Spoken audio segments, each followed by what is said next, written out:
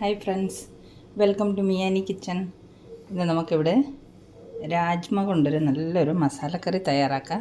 Kidney beans ഇത് ഞാൻ കുതിർത്ത് വെച്ചിരിക്കുന്നതാണ്. ഇതൊരു 4-5 മണിക്കൂറെങ്കിലും കുതിർക്കണം, അല്ലെങ്കിൽ ഓവർനൈറ്റ് കുതിർക്കണം. ഞാനിപ്പോൾ ഇത് ഓവർനൈറ്റ് കുതിർത്ത് വെച്ചിരുന്നതാണ്.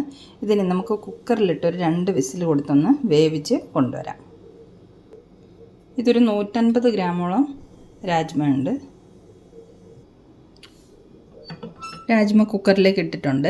നമുക്കത് വേകാൻ ആവശ്യത്തിനുള്ള വെള്ളം ഒഴിച്ചു കൊടുക്കാം. ഉപ്പിട്ട് കൊടുക്കാം.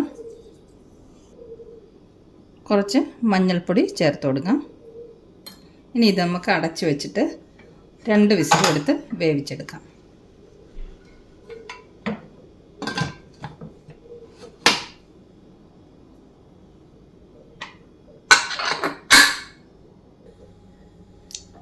കുക്കറൊക്കെ അടുപ്പത്ത് വെച്ചിട്ടുണ്ട്.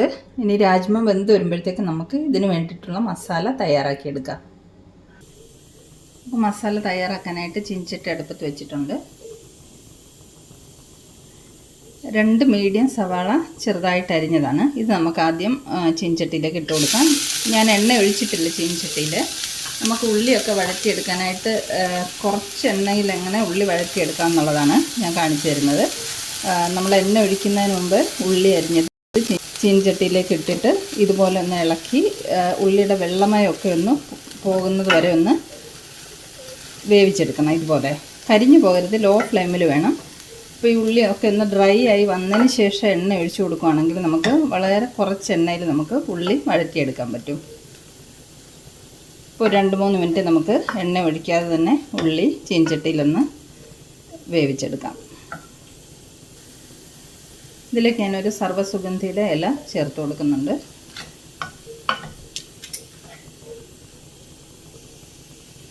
ഒരു 3 മിനിറ്റോളം എണ്ണ ഒഴിക്കാതെ ഞാൻ ഈ ഉള്ളി ഒന്ന് വേവിച്ചെടുത്തിട്ടുണ്ട്. നോക്കിപ്പോൾ ഇതിലെ വെള്ളമയമൊക്കെ പോയി ഉള്ളി നല്ല ഡ്രൈ ആയിട്ട് വന്നിട്ടുണ്ട്. ഇനി നമുക്ക് വളരെ കുറച്ച് എണ്ണയിൽ ഈ ഉള്ളി വഴറ്റിയെടുക്കാൻ പറ്റും. നമ്മൾ ചോപ്പറിലൊക്കെ ഇട്ട് ഉള്ളി ചോപ്പ് ചെയ്തെടുക്കുമ്പോൾ കുറച്ച് വെള്ളമയം കൂടുതൽ കാണുമല്ലോ. അപ്പോൾ നമ്മൾ എണ്ണയ്ക്കകത്തോട്ട് ആ ഉള്ളി ഇടുമ്പോൾ കുറേ എണ്ണ നമുക്ക് വേണ്ടി വരും ഉള്ളി വഴറ്റിയെടുക്കാനായിട്ട്. അപ്പോൾ ഇതുപോലെ ചെയ്ത് കഴിഞ്ഞാൽ നമുക്ക് എണ്ണ വളരെ കുറച്ച് മതി. ഇതുണ്ട്, ഇതിപ്പം ഡ്രൈ ആയി വന്നിട്ടുണ്ട്. ഇനി നമുക്ക് എണ്ണ ആവശ്യത്തിനുള്ളത് ഒഴിച്ചു കൊടുക്കാം. ഞാൻ ഏകദേശം 1 സ്പൂണോളം എണ്ണ മാത്രമേ ഒഴിക്കുന്നുള്ളൂ.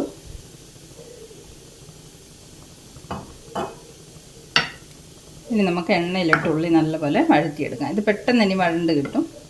ഒരു 2 മിനിറ്റ് മതി.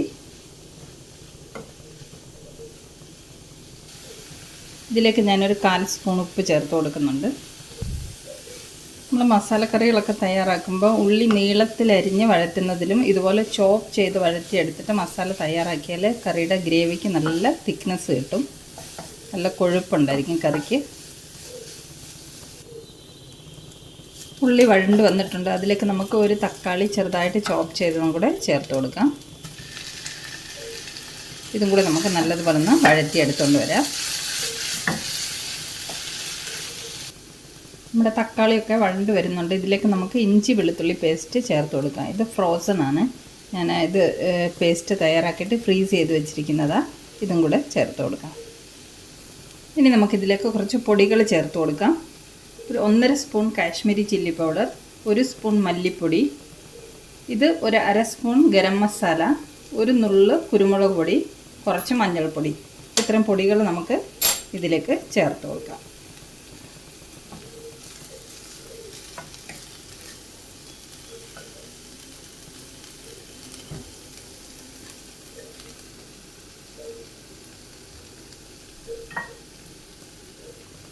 എല്ലാം കൂടെ ഒന്ന് ഇളക്കി മിക്സ് ചെയ്ത് ഈ പൊടികളെല്ലാം കൂടെ ഒന്ന് വഴറ്റിയെടുക്കാം.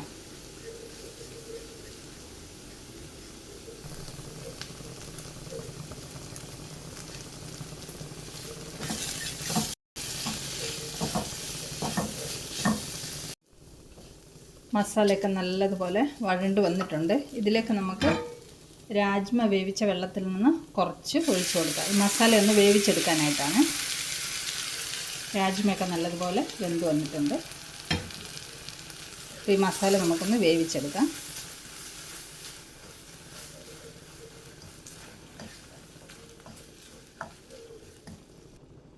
ഇനി നമുക്ക് മസാലയിലേക്ക് വേവിച്ച രാജ്മ ചേർത്ത് കൊടുക്കാം.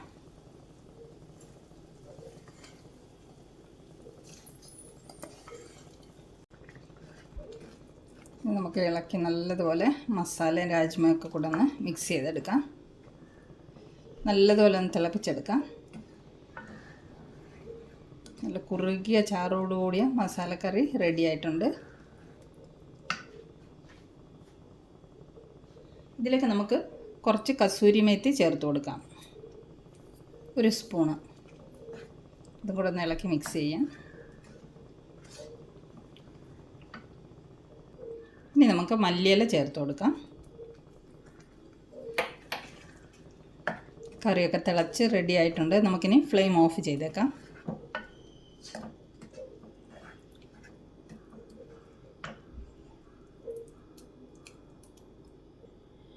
ഫ്ലെയിം ഓഫ് ചെയ്തതിന് ശേഷം നമുക്ക് കുറച്ച് കുറുകിയ തേങ്ങാപ്പാൽ ഇതിലേക്ക് ഒഴിച്ചു കൊടുക്കാം.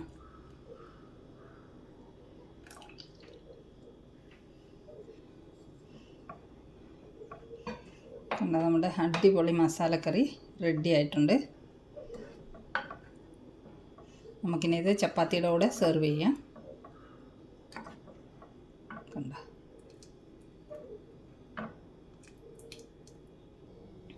ഇതാ നോക്കിയാൽ നമ്മുടെ രാജ്മ മസാലക്കറി റെഡി ആയിട്ടുണ്ട്. ചപ്പാത്തിയുടെ കൂടെ കൂട്ടി കഴിക്കാൻ അടിപൊളി ഒരു മസാലക്കറിയാണ്. പൊറോട്ടയുടെ കൂടെയും അപ്പത്തിൻ്റെ കൂടെയൊക്കെ കൂട്ടി കഴിക്കാൻ പറ്റും.